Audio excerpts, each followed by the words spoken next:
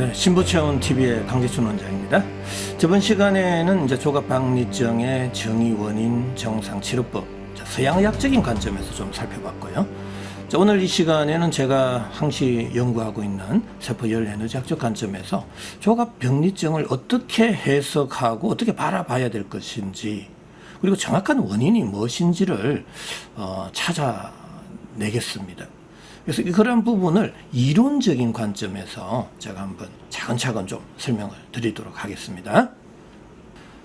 자, 조갑박리증은 이제 면역과 무병 장수론의 관점에서 우리가 한번 살펴보도록 하겠습니다.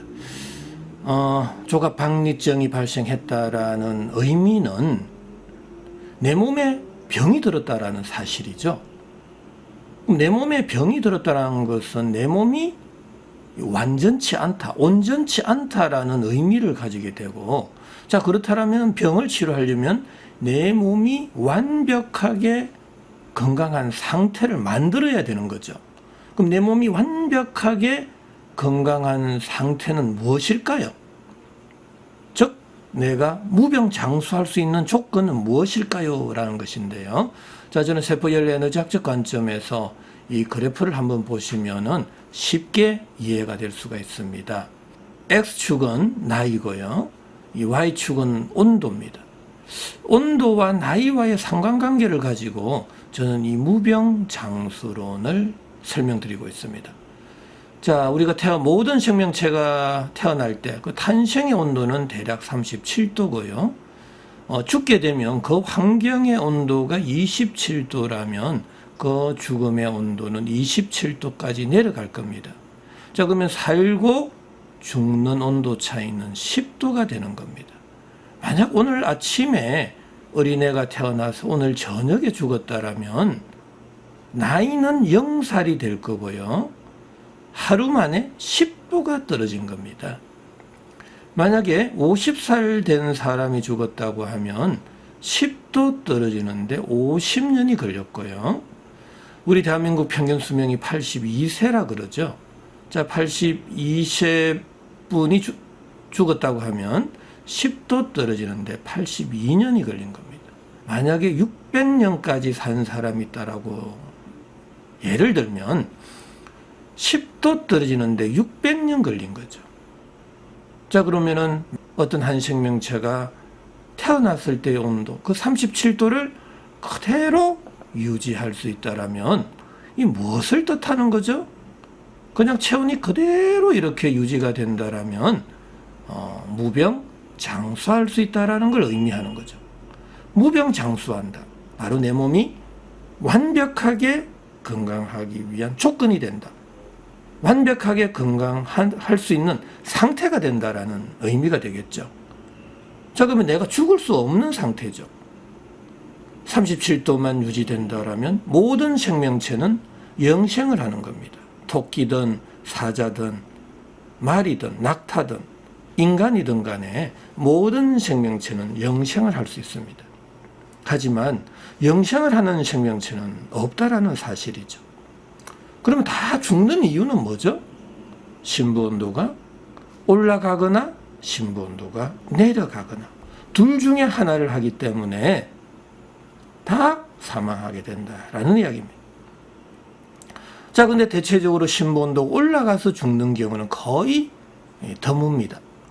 뭐 있긴 있죠. 예를 들면 화재를 당했을 때 내 이 몸속 온도, 이 몸속 온도라는 것은 뇌를 포함한 오장육부의 온도를 말하는 겁니다. 뇌를 포함한 오장육부의 온도, 이것을 심부온도라 하는 것입니다. 근데 심부온도는 항시 37도를 일정하게 유지하려고 끊임없이 노력을 하고 있다는 거죠.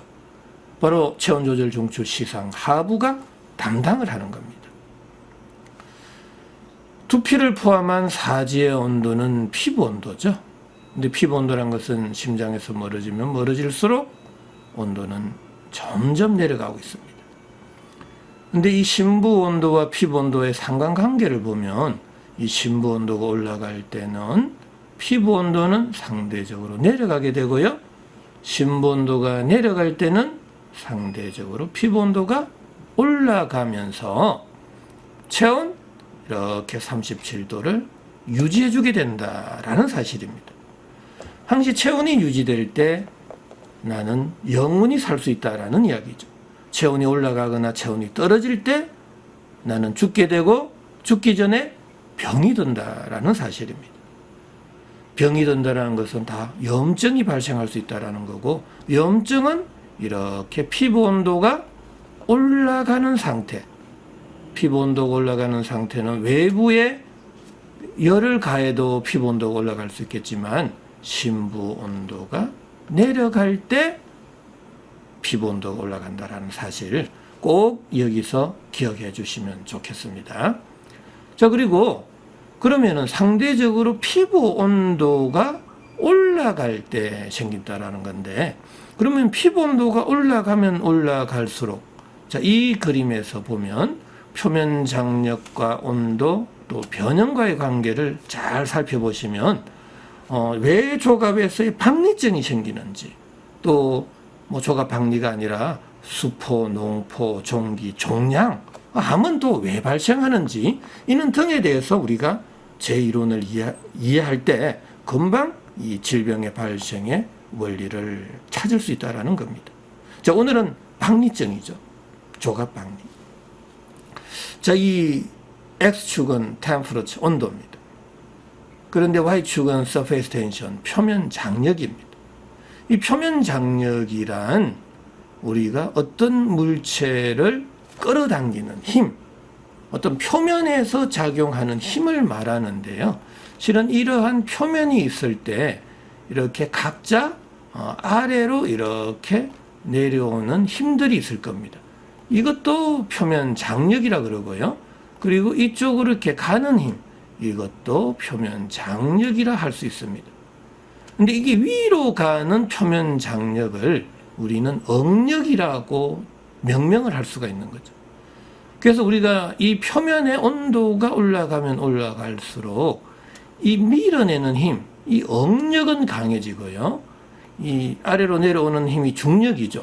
그리고 이렇게 끌어당기는 힘은 표면 장력인데, 온도가 올라가면 올라갈수록 이 표면 장력, 끌어당기는 힘은 약해지고 이 밀어내는 표면 장력의 힘, 응력은 강해진다라는 이야기입니다.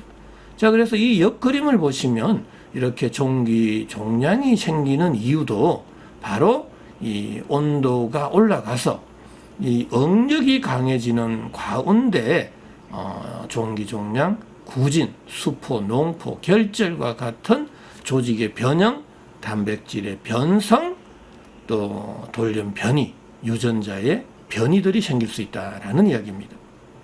자, 그런데 이러한 점막이 강력한 힘에 의해서 이렇게 밀어낼 때 우리는 밀안, 궤양, 박탈 현상이 생기는 거죠. 이 박탈이 되는 게 바로 떨어져 나가는 현상인데, 그게 박리 현상과 같다라는 이야기입니다. 자, 그래서 조갑 박리증을 이해하려면 우리가 이 표면 장력과 온도와의 상관관계를 잘 이해해 달라라는 이야기입니다. 저번 시간에도 제가 말씀드렸듯이 조갑 박리증은 조갑체와 조갑상 사이에 작은 공간이 생겨서 분리가 되었다. 조갑상을 조갑 네일 베드라고 그랬죠. 이 네일 베드의 수분 공급량이 줄어들게 됐다. 왜 수분 공급량이 줄어드느냐?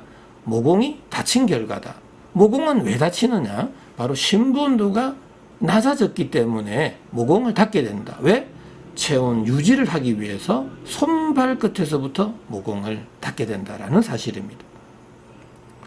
체온 조절 시스템을 잘 이해해 주셔야 되는데, 시상하부에서는 내 몸속 온도, 뇌를 포함한 오장육부의 온도를 항시 37도를 유지하려고 부단히 노력하고 있다는 사실이죠. 그때 조금만 심부 온도가 내려가면 손발 끝에서 모공을 닫아버린다라는 이야기입니다.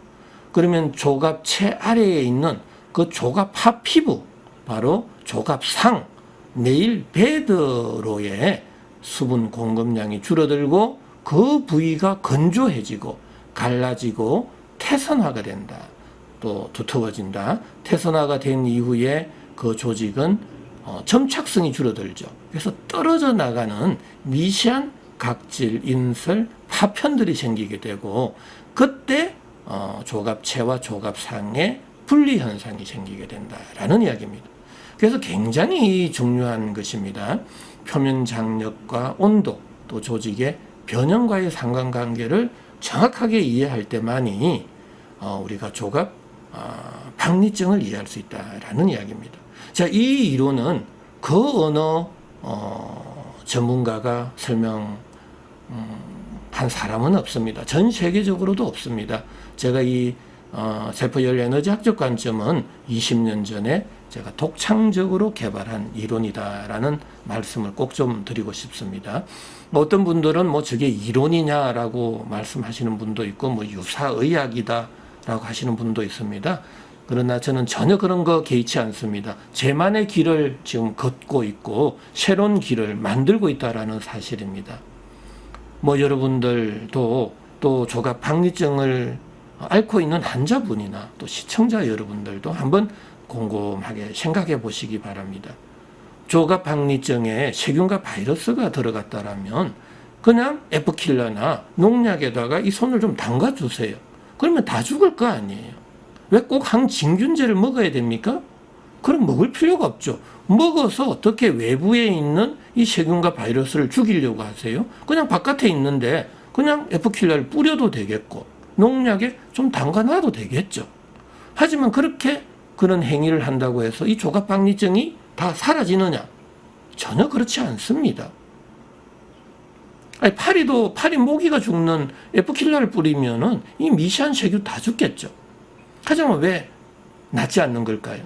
그거는 또 다른 원인이 있다라는 것을 알 수 있다라는 거죠. 그래서 그 원인은 저는 심부 온도의 저하다. 심부 온도가 저하될 수 있는 것은 너무나 많습니다. 세균과 바이러스, 곰팡이도 다 포함될 수 있죠. 그러나 그렇게 국한적인 형태로 바라보면 전혀 병을 이해할 수가 없다라는 사실이고요. 내 주위에 있는 환경들, 내 옷차림, 먹거리도 내 심부 온도에 다 영향을 주고 있다는 사실 꼭 잊어서는 안 되겠습니다. 자, 그러면은 심부 온도가 내려갈 경우 과연 내 몸에는 어떠한 생리적, 병리적 변화가 생기는지를 또 우리가 한번 알아볼까요? 제일 먼저 심부 온도가 내려가면 체온 조절 시스템에 의해서 이 피부 온도가 상승된다라는 사실입니다. 바로 그게 피부 온도의 상승이 염증이 된다라는 거죠. 자, 이때 우리가 발적, 발진, 홍조, 홍반, 따가움, 화끈거림, 통증, 또 색소 침착, 모세혈관의 확장증 등이 다 생길 수가 있습니다. 조갑 박리증 또한 우리가 조갑근에 염증이 잘 생길 수가 있고요. 그 염증으로 인해서도 또 조갑 박리증이 생길 수가 있습니다. 그래서 그 온도의 상승으로 따갑고 화끈거림 증상이 생길 수가 있고 또 강력한 밀어내는 힘, 이 응력이 강해질 때 통증까지도 생길 수 있다라는 이야기죠. 자, 온도의 상승은 장기적이고 또 만성화되면은 색소 침착이 되겠죠. 그리고 피부 조직 내에 작은 모세혈관들이 있는데 그때 온도가 상승이 될 때 모세혈관은 수축이 되는 것이 아니라 확장이 되는 거죠. 근데 또 서양의학에서는 모세혈관이 확장이 된다. 자, 얼굴 쪽에 모세혈관이 확장이 되면 그 모세혈관을 찢어서 레이저를 통해서 찢어서 모세혈관 확장증을 없애려고 하지만 또 저의 이론으로 보면은 그 찢어지는 순간, 레이저를 가하는 순간 피부의 온도가 올라가서 염증이 유발되는 겁니다. 모세혈관을 죽이게 되면은 그쪽으로 혈액 공급량이 줄어서 실은 홍조라든지 또 피부 발적 현상, 모세혈관 확장증은 일시적으로 줄어들 수 있겠지만 제가 바라볼 때는 오히려 염증을 더 유발시켰기 때문에 장기적인 관점에 있어서는 전혀 도움이 될 수 없다라고 저는 보고 있습니다. 자, 심부 온도가 저하될 경우 제일 먼저 피부 온도가 상승이 된다라는 거고요. 두 번째로는 피부 온도의 상승은 표면 장력이 약화될 수 있다. 표면 장력에 약화는 압력과 밀도가 낮은 공간으로 밀어내는 힘, 바로 응력은 세질 수 있다라는 이야기죠. 바로 그때 조직의 변형이 온다라는 겁니다. 자, 조직의 변형은 함물이 될까요? 융기가 될까요? 융기가 되는 거죠. 그래서 융기, 비대, 팽창, 돌출성의 증상들이 나타날 수 있고요. 자, 미란, 궤양, 박탈성의 증상이 생길 수가 있다라는 이야기입니다.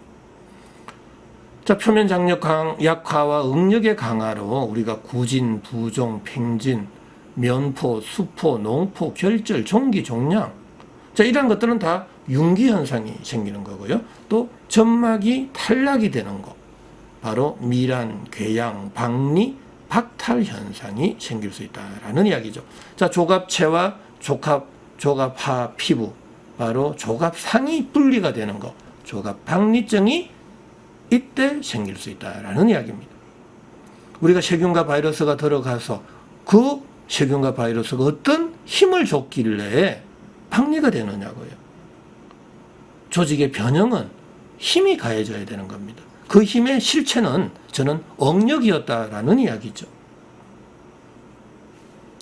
우리가 새로운 관점에서 의학도 이제 살펴봐야 되겠다라는 이야기입니다.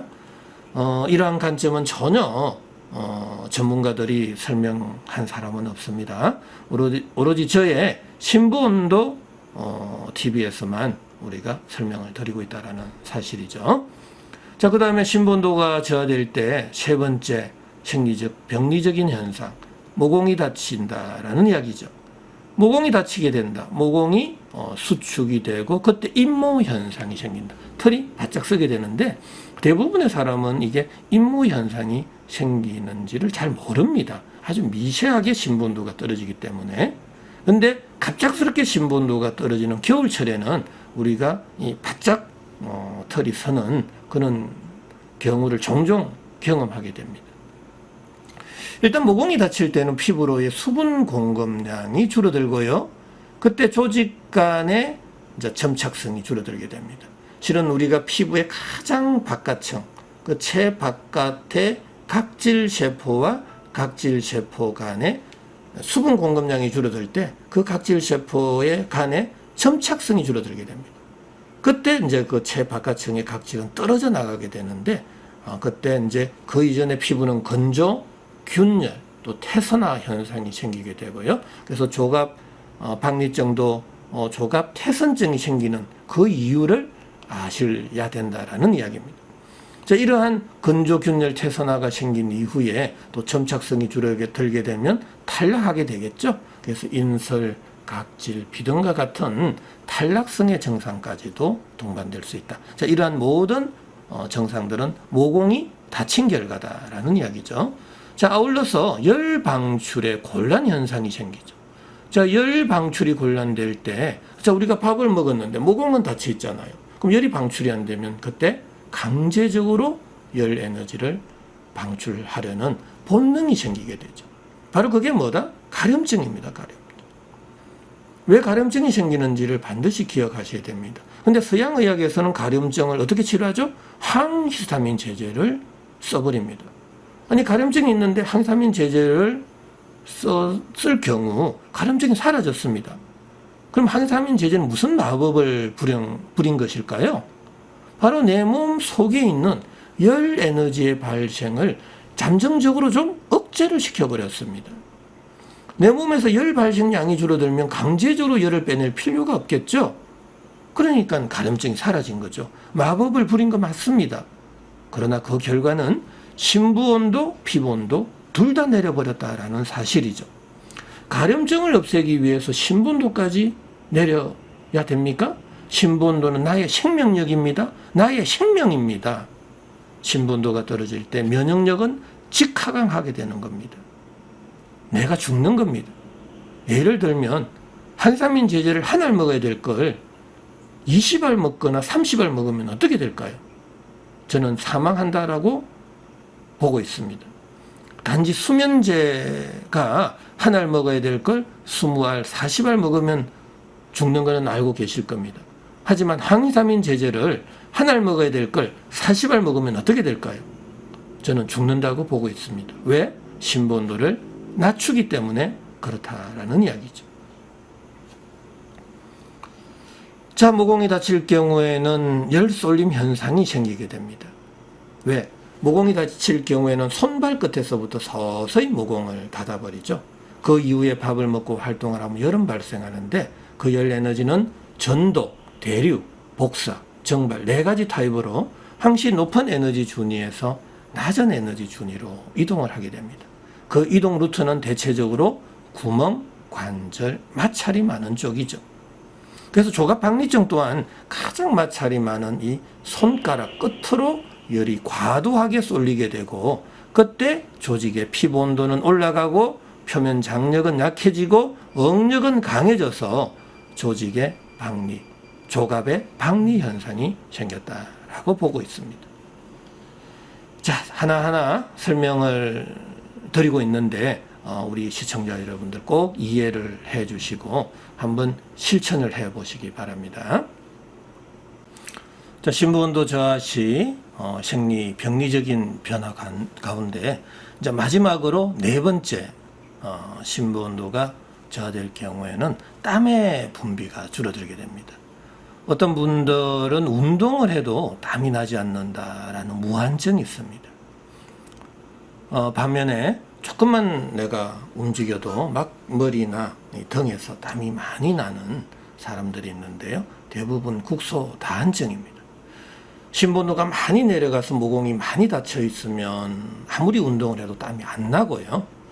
그리고 열 에너지가 상대적으로 구멍이 많은 이 상체로 열이 쏠릴 경우 제가 조금 전에도 말씀드렸듯이 열 에너지는 구멍, 관절, 마찰이 많은 쪽으로 열이 쏠린다고 그랬죠. 그래서 구멍이 많은 상체 쪽으로 또 겨드랑이, 사타구니, 손바닥, 발바닥으로 열이 과도하게 쏠릴 경우에는 그 부위에 국소다한증이 생길 수가 있습니다.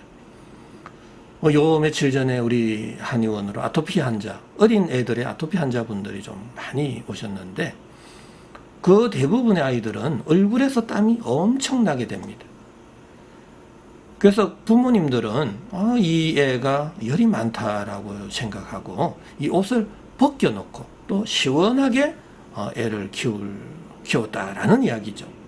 그러나 시원하게 키우면 키울수록 신부온도는 더 내려가게 되는 겁니다. 모공은 더 다치고 열 쏠림은 더 심해져서 이 국소다한증이 더 악화될 수 있다라는 이야기죠. 그래서 정말 이 땀이 많아서 열이 많아서 전체적으로 땀이 나는 건지 아니면 신부온도가 내려가서 모공이 닫혀서 국소다한증으로 나타나는 건지를 잘 판별을 하셔야 된다라는 이야기죠. 조갑박리증에 있어서도 마찬가지입니다. 어떤 분들은 땀이 나지 않는다, 어떤 분들은 국소다한증으로 나는 열 체질이다라고 또 생각하시는 분들이 있기 때문에 반드시 한의원으로 내원을 하실 경우에 있어서는 저희들은 자세한 설문조사를 하고 환자분들과 1대1 면접을 통해서 이제 상담을 통해서 저희들이 자세하게 열이 많아서 생긴 것인지 신부온도가 내려가서 국소다한증이 생긴 것인지를 정확하게 판별을 해드리고 있습니다. 자, 그러면은 지금까지는 이 신부온도가 내려갔을 때 하나의 생리적, 병리적 변화에 대해서 설명을 드렸습니다. 자, 마지막으로는 이제 이 신부온도가 내려가서 다양한 질병이 생기게 되잖아요. 그래서 전반적으로 질병 발생의 과정에 대해서 제가 한번 설명을 드리겠습니다. 자, 조갑박리증을 기준으로 제가 또 설명을 드릴게요.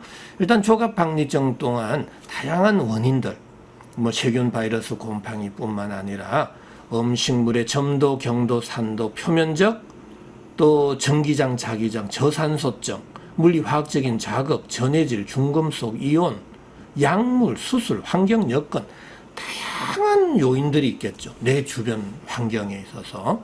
자, 그러한 요인들에 의해서 세포는 손상을 받게 된다라는 이야기죠. 이 세포 손상은 반드시 일어날 수밖에 없다라는 이야기입니다. 아니면은 손상이 아니라 세포의 기능 저하도 마찬가지입니다. 그럼 세포가 기능 저하나 세포가 손상을 받으면 그 세포 내에 있는 작은 기관들이 굉장히 많잖아요. 핵이라든지 리보솜, 리소솜, 골지체, 아니 미토콘드리아 다양히 많습니다. 근데 저는 이 열 에너지학적 관점에서 바라보기 때문에 미토콘드리아에 좀 집중을 하고 있습니다. 자, 세포의 기능이 떨어지거나 세포가 손상을 받으면 미토콘드리아에서의 ATP의 합성에 장애가 생긴다라는 이야기죠. 바로 그때 이 열 에너지 발생량이 줄어들고 뇌를 포함한 오장육부의 온도, 바로 심부 온도가 내려가게 돼 있다. 심부 온도가 내려가면은 체온 조절 종주 시상하부에서는 가만히 있지 않는 거죠. 바로 네 가지 현상이 생긴다라는 겁니다. 첫 번째로는 피부 온도의 상승, 표면 장력의 약화, 모공의 다침, 땀 분비의 감소 현상이 나는 알지 못하는 사이에 서서히 진행이 될 수 있다. 자, 이러한 네 가지 현상이 내 몸에서 반복이 되고 장기화됐을 때 하나의 병리적인 변화가 생기기 시작을 한다라는 이야기입니다. 이 병리적인 변화는 열 에너지가 어디로 쏠리느냐에 따라서 병이 달라질 수 있다. 내가 눈으로 열이 쏠리면 눈 쪽에 결막염, 포도막염, 홍채염, 다양한 질환이 생길 수도 있고요. 자, 코로 열이 쏠리면 비염, 귀로 열이 쏠리면 중이염, 구강으로 열이 쏠리면 구내염. 왜? 그쪽에 피부 온도가 올라가게 된다라는 이야기죠. 자, 식도로 열이 쏠리면 식도 점막의 온도가 올라가겠죠? 그 식도 점막의 표면 장력은 약해지고, 그래서 다양한 식도염, 식도궤양이 생길 수도 있다라는 이야기입니다. 그래서 이러한 열 쏠림의 부위에 따라서 다양한 질병이 발생할 수 있다라는 이야기입니다. 자, 그러면 조갑박리증은 왜 생겼다? 바로 손발끝으로 열 에너지가 과도하게 쏠려서 그쪽으로의 피부 온도가 상승이 되고 표면 장력이 약해지는 과정 속에서 조갑체와 조갑상 사이에 작은 공간이 생겨서 조갑박리증이 되었다. 이렇게 보실 수 있다라는 이야기입니다. 자, 지금까지 이 조갑박리증을 세포열 에너지의 학적 관점에서 그 이론적인 부분을 제가 차근차근 설명을 드렸습니다. 왜 조갑박리증이 생겼느냐? 그걸 이해하기 전에 내 몸이 완벽하게 건강하기 위한 조건부터 이해를 하자. 그 조건은 심부온도 항시 37도를 유지하는 것이다 라는 거고요. 그럼 치료의 목표 또한 심부온도 37도를 유지하는 데 있다라는 거죠. 세균과 바이러스를 죽이는데 치료의 목표가 있는 게 아니다라는 겁니다. 저는 어디까지나 심부온도를 최적화하는데 치료의 목표가 있다라는 이야기죠. 다음 시간에는 제가 이 조갑박리증의 임상적인 차원에서 조갑박리증의 발생 원인, 발생 기전, 또 궁금증, 또 조갑박리증을 치료하기 위한 하나의 3대 치료 원칙, 4대 치료 방법, 그리고 이제 치료하는 과정에 있어서 반드시 주의해야 될 사항들, 이러한 것들에 대해서 또 집중적으로 좀 제가 설명을 드리는 시간을 갖도록 하겠습니다. 조갑박리증 지금까지 좀 차근차근 설명을 드렸는데요. 어느 정도 이해는 되시죠? 기존의 의학적인 관점, 세균과 바이러스적인 관점이 아니다라는 사실을 좀 이해를 해 주시고, 우리 시청자 여러분들께서 댓글을 많이 다세요. 좋습니다. 저도 그 댓글 속에는 좀 긍정적인 댓글도 있고 굉장히 부정적인 댓글도 많습니다. 부정적인 댓글이 달 때는 솔직히 저도 좀 기운이 푹 빠지는 경우가 많습니다. 하지만 저는 제가 꾸준히 이 길을 걸어왔고, 제가 지금 수만 명의 치료 데이터가 있습니다. 한두 사람 가지고 이러한 이론이 나온 거 아닙니다. 여러분들과 또 여러분들 시청자 여러분들 중에서는 전문가들도 많을 겁니다. 전문가들 분께서도 좀 자기의 이론과 맞지 않는 경우가 너무나 많을 겁니다. 하지만 저도 나름대로 또 서양의학적인 부분, 한의학적인 부분까지도 제가 다 공부를 한 사람입니다. 여러분들이 이해가 안 될 때는 좀 질문을 해주시면 고맙겠습니다. 이런 이론에서는 이렇게 보는데 어떻게 생각하십니까? 이렇게 설명을 해주신다라면, 질문을 해주신다라면 저는 성심성의껏 대답해드릴 용의가 있습니다. 하지만 저의 이론을 간그리 무시하는 사람들이 생각보다 많습니다. 자가 면역 반응을 전혀 이해하지 못하는 거 아니냐. 체온이 올라가 있어서 염증을 치료하려면 체온을 낮춰야 되는데 무슨 소리냐. 어떻게 심부온도를 올려야 되느냐라고 말씀하시는 분들이 많습니다. 근데 저의 이론을 곰곰이 따져보면은 피부 온도를 낮춘다라는 것은 염증을 치료하겠다라는 의미죠. 근데 그 피부 온도는 왜 올라갔느냐라는 이야기입니다. 그 이전에, 염증이 발생하기 이전에 어떤 내 몸 상태를 한번 더 생각해보고 그 몸 상태에서 또 다른 자극에 의해서 피부 온도가 더 올라갔을 경우에는 염증이 더 촉발하게 된다라는 것을 꼭 좀 이해를 해 주셨으면 좋겠습니다. 아무쪼록 조갑박리증 차근차근 정리를 해드리고 있는데요. 조금이라도 도움이 되셨으면 합니다. 다음 시간에 찾아뵙겠습니다.